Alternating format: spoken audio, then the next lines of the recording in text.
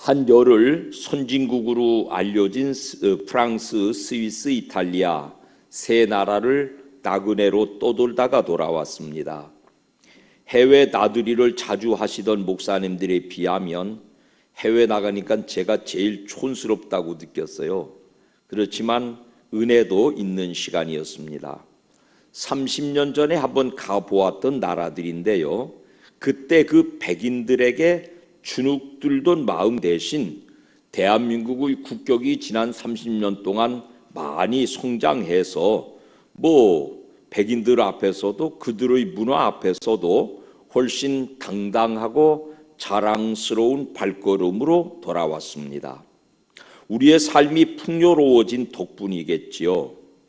선진국이라고는 하지만은 그들이 사는 시설들은 우리의 편리함에는 턱없이 못 미친다는 우월감, 이탈리아 커피가 맛있다고는 하지만은 내 입맛에 길들여진 내 커피가 훨씬 맛있다는 자신감으로 다녀왔습니다. 우리가 이렇게 세계의 선진국이라고 일컬어지는 나라들에 비해서 조금도 뒤질 것이 없는 잘 살게 된 이유들을 성찰하고 감사하는 기회이기도 했습니다. 마침 오늘 추수감사절이어서 그 감사의 내막들을 살펴보려고 합니다. 추수감사절은 성경의 수장절에서 유래했고요. 유럽을 출발한 청교도들이 갓난신고 끝에 닿은 미 대륙에서 첫 추수를 마치고 드린 감사 예배에서 지금의 추수감사절이 유래되었습니다. 그 과정에서 꼭 기억해야 될 인물 하나를 소개해 드리겠는데요. 스칸토라고 하는 이름을 가진 인디언이었습니다. 청교도들이 미 동부 해안에 닿은 것은 1620년이었어요. 근데 그보다 12년 전 1608년에 스페인 사람들이 이 미 대륙에 침범해 들어왔습니다. 그래가지고는 스칸토라고 하는 청년이 사는 그 인디언 마을을 습격해서 스칸토와 더불어서 여러 젊은이들을 노예로 붙들어 갔습니다. 그리고는 스페인의 노예로 팔아버렸는데요. 스칸토는 어떤 교회의 사제의 종으로 팔려갔어요. 그 과정에서 교회 일을 하면서 사제의 그 아주 겸손하고 진솔한 인격에 감동을 받아서 예수님을 영접하게 됩니다. 종으로 붙들려간 땅에서 예수님을 영접하고 그리고 기도를 배웠습니다. 이 스칸토라고 하는 인디안 청년, 고향에서 종으로 붙들려온 이 스페인 땅에서 세 가지 끊임없는 기도가 있었는데요. 고향에 돌아가게 해주세요. 두 번째로, 나를 잡아간 백인들을 원망하지 말고 백인들과 협력하여 내 고향 땅도 이 스페인처럼 잘 사는 나라 만들게 해주세요. 그리고 일평생 하나님을 알게 된 일을 통해서 하나님께 감사하는 인생을 살게 해주세요. 이 세 가지가 청년 인디언의 10년 동안의 기도였습니다. 10년이 지났을 때에 사제는 이 사람을 자유방면하는데 고향으로 돌아가기 위해서는 스페인에서 바로 가기보다는 영국을 거쳐서 돌아가는 것이 쉽겠다 싶어 영국으로 내보냅니다. 우여곡절을 거쳐서 스칸토는 결국 고향을 떠난 10년 만인 1619년에 고향 마을 인디언의 땅에 다시 돌아와요. 돌아와 보니까 고향은 전염병으로 온 가족이 다 죽었고 마을은 폐허가 되다시피 했습니다.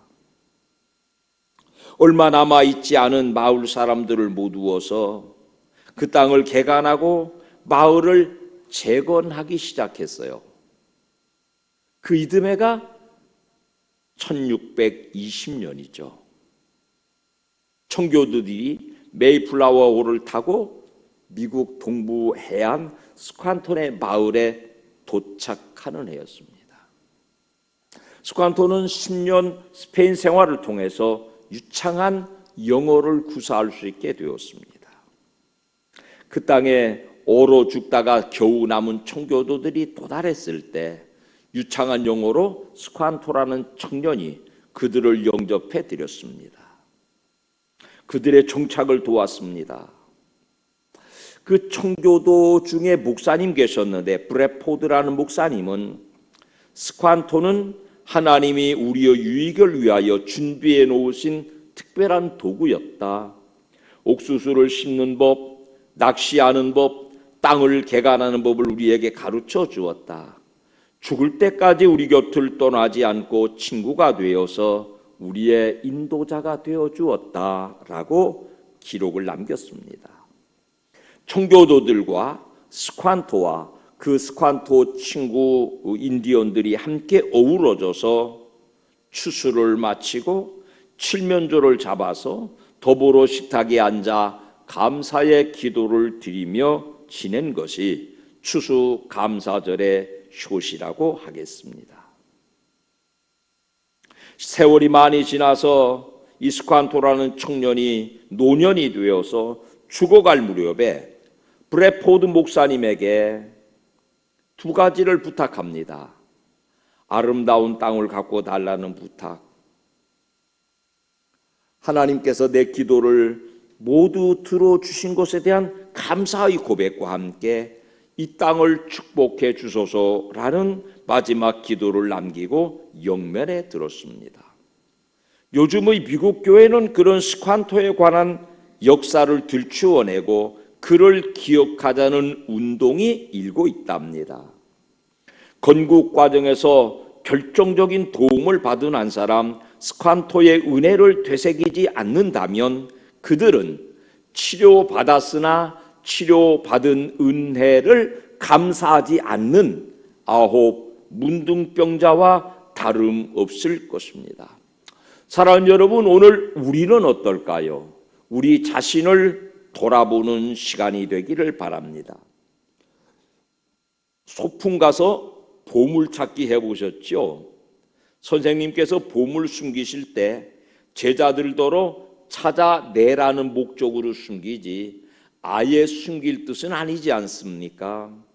하나님은 우리의 일상생활 속에서 우리가 찾아낼 보물들을 가까이 기꺼운 마음으로 종종 숨겨놓으셨습니다. 찾으려는 의지가 있고 찾으려는 열정만 조금 갖춘다면 그 믿음의 보물들을 찾아낼 수 있습니다.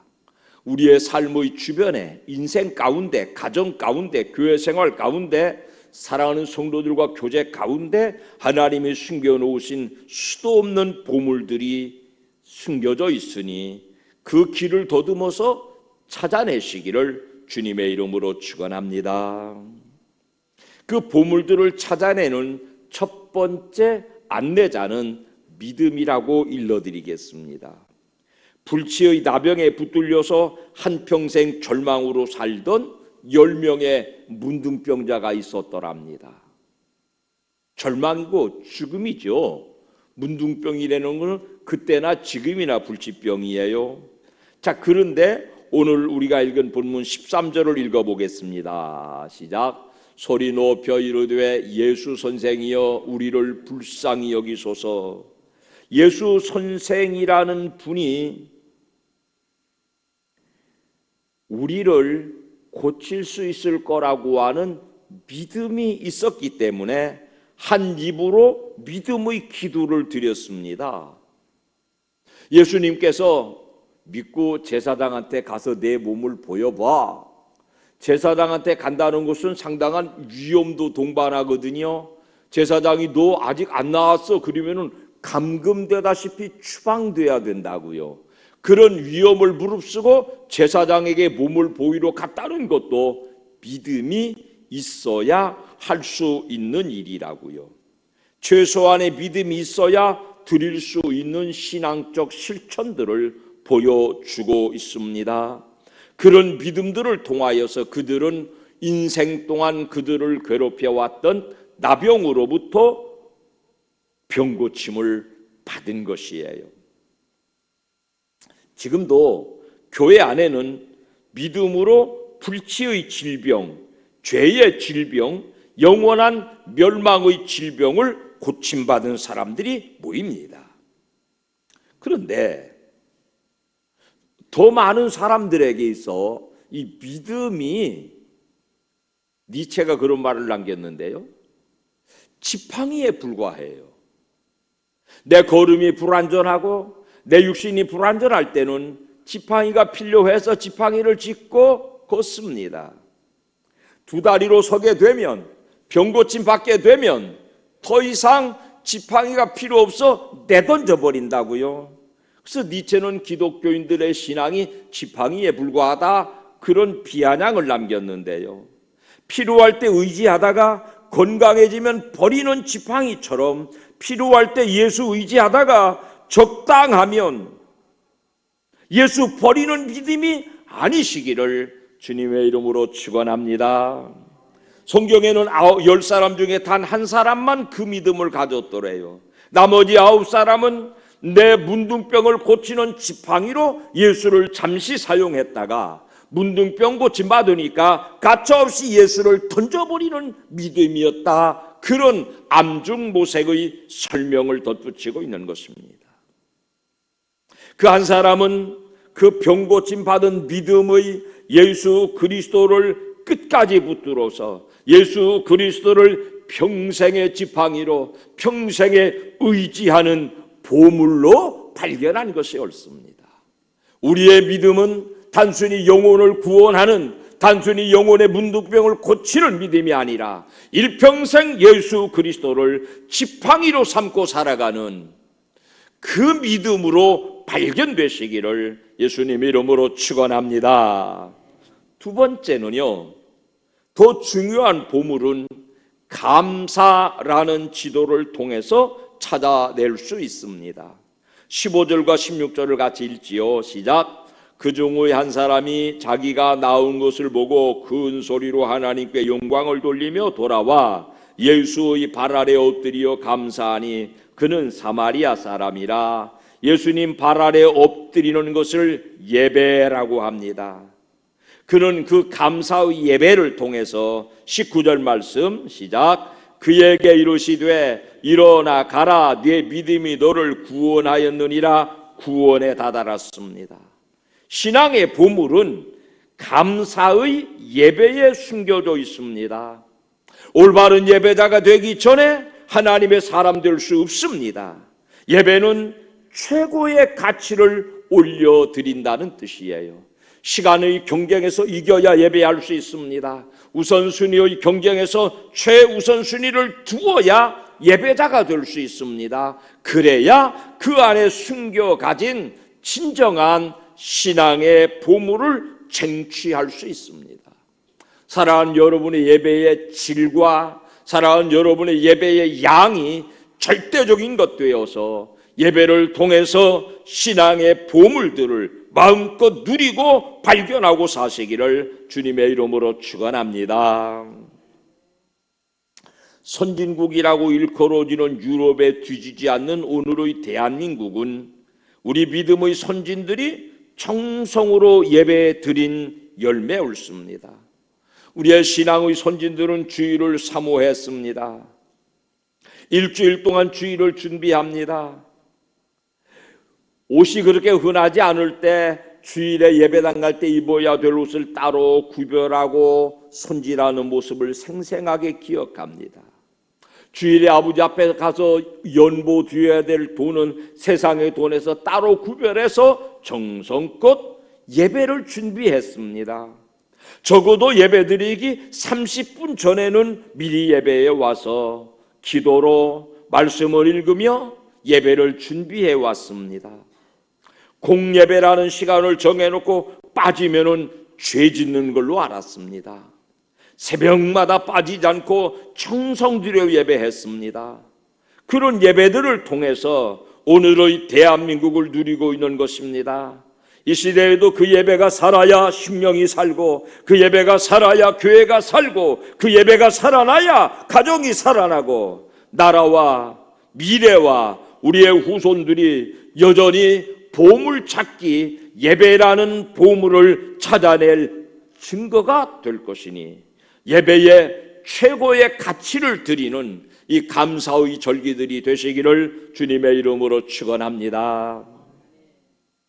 더러 해외에도 나가볼 일이더군요. 두루 공부가 되어요. 입이 쩍 벌어질 만큼 화려한 교회들을 지어놓았습니다. 그 안에는 말로 표현할 수 없는 신앙적 예술품들로 가득합니다. 그 예배당의 벽화들, 조각품들, 이름만 대면 다 알만한 세계적인 예술품들, 값을 상상할 수도 없는 수많은 예술품들로 가득 찬 예배당들을 한 바퀴 돌아보고 왔습니다. 성상으로 가득 찼습니다. 성화로 가득 찼습니다. 이콘들로 가득 찼습니다. 조각품들로 가득 찼습니다. 세계의 문화예술품으로서의 가격을 따진다면 우리나라를 다 팔아도 못 살 만한 어마어마한 예술품들로 가득 찼습니다. 이미 신의 자리를 차지한 마리아, 성모상들로 어지럽습니다. 베드로도 바울도 이미 모두 신이 되어 있습니다.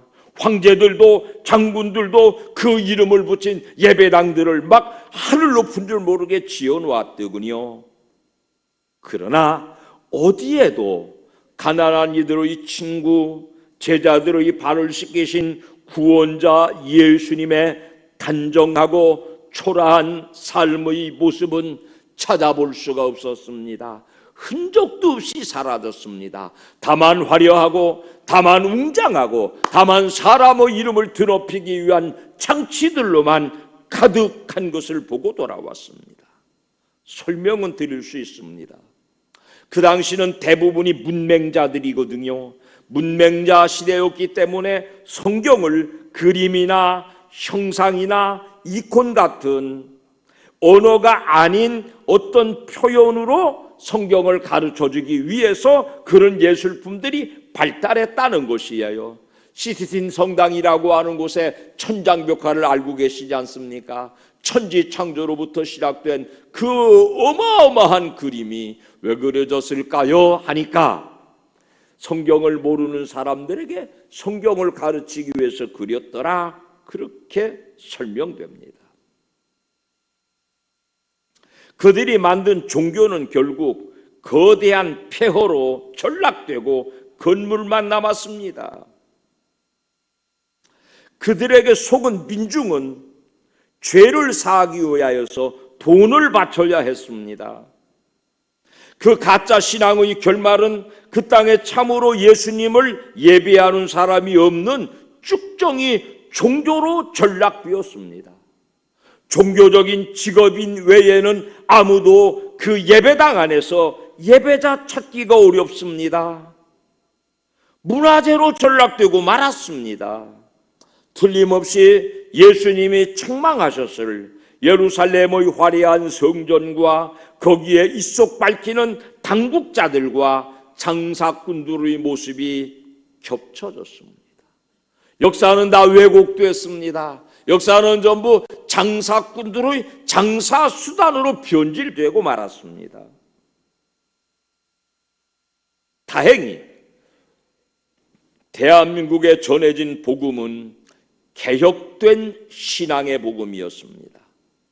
성전이 아니어도 되고 성상이 없어도 되는 하나님의 말씀을 통한 믿음을 가질 수 있었습니다.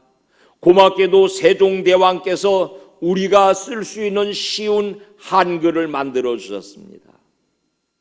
나는 우리 아버지께서 회푸대종이라고 하는 이 거친 종이에 우리 형, 그 다음 형 앉혀놓고 한글 가르치는 것을 어깨너머로 구경하다가 어느 날 저를 향하여 재정이도 은문 배워야지, 은문이라고 그러더군요. 아침에 시작했는데 하루 동안에 한글 다 배웠어요. 형들 배우는 거 건너머 보다가 그 한글이 그만큼 쉽게 외워져요. 쉽게 익혀져요. 여러분, 그 한글로 우리는 바로 성경을 읽고 성경을 배우고 예수 그리스도가 누구이신지 휘황찬란한 예술품이나 성상이나 조각이나 색깔을 통해서가 아니라 하나님의 말씀으로 예수 그리스도가 나의 구주가 되는 이 신앙을 만들어 갖게 되었으니 우리 말이 있다는 것에 감사하시기 바랍니다. 하나님의 말씀으로 예수를 믿게 된 사실에 감사하시기를 주님의 이름으로 축원합니다. 화려하게 만들어진 성상 앞에서 그 성상에 입을 맞추거나 굽혀 절하거나 그 성상에 발바닥을 하나 만쳐가지고 입에다 갖다 대는 이 따위 아주 싸구려 종교 생활을 신앙으로 전례받지 않은 것을 감사하시기 바랍니다.